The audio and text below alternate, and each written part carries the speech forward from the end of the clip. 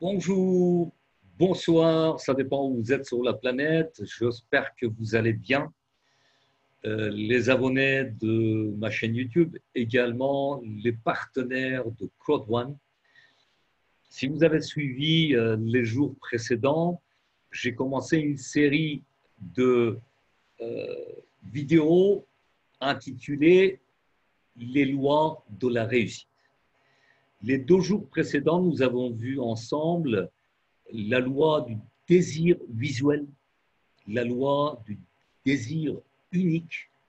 Et aujourd'hui, pour terminer cette série de vidéos, je vais vous développer la loi de la foi. C'est peut-être la loi la plus importante parmi ces 3 lois, qui le sont toutes de même.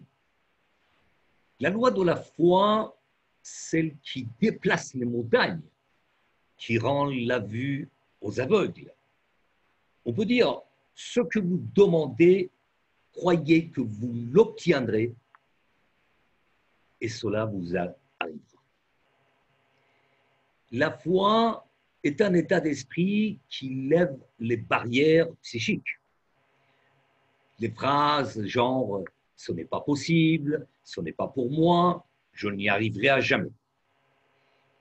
Lorsque vous souhaitez une chose, il faut réellement y croire, au plus profond de vous, que cette chose va se réaliser. Bien entendu, il est inutile de demander des choses impossibles. Par exemple, il vous sera toujours impossible de traverser l'Atlantique à la nage, même si vous êtes le meilleur nageur parmi tous les autres. De toute façon, si ce que vous souhaitez n'est pas réalisable, si votre raison raisonnante vous chuchote à l'oreille que ce n'est qu'un rêve, une utopie, votre subconscient rejettera cet ordre et malheureusement, vous n'arriverez à rien. Donc, et surtout, demandez des choses raisonnables, atteignables, des choses qui vous semblent possibles, qui ne sont pas hors de vos capacités. Et c'est là toute l'importance. La foi dont je vous parle, c'est la croyance en vos propres pouvoirs, aux propres forces qui sont en vous, qui ont toujours existé, que vous ignorez, mais qui sont là, tels des serviteurs muets, prêts à vous aider sur un simple claquement de doigts. En fait, avoir la foi, c'est occuper son esprit de pensées positives, de pensées qui, avec force, toucheront votre subconscient. Celui qui peut être comparé à un jardin en friche, un jardin qui n'a rien de cultivé.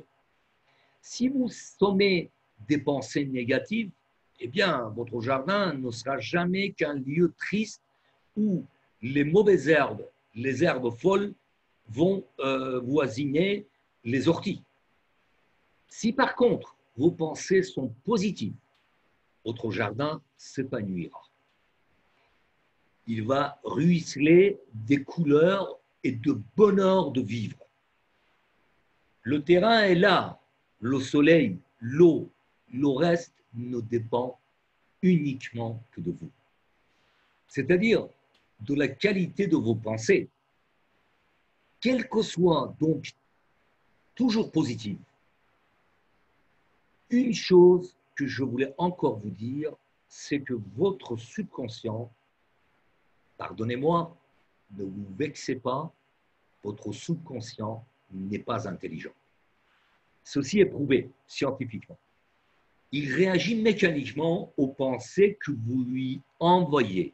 Il réagit de la même façon que la terre du jardin, sans autre intelligence, sans jamais se poser aucune question. C'est une sorte de transmetteur d'ordre.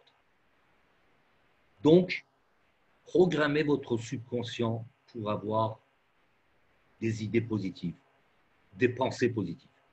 Je le compare pour ma part à une peau de tambour sur laquelle les pensées positives ou négatives viennent ricocher et s'envoler. S'envoler ailleurs. Où? C'est la grande question. Mais soyez sûr d'une chose, c'est que toute pensée positive, tout désir puissant, toute réalisation demandée avec insistance à votre subconscient vous feront un jour atteindre votre but, votre objectif, beaucoup plus vite que vous l'imaginez. Ceci n'est pas une utopie, mais une réalité dont vous pourrez très facilement constater les effets sur votre propre vie. Et rappelez-vous, plus votre ambition est grande, plus votre motivation sera forte. Sur ce, je vous souhaite un excellent dimanche. Je vous souhaite plein de bonheur et bien des choses. Et je vous dis à demain. Portez-vous bien.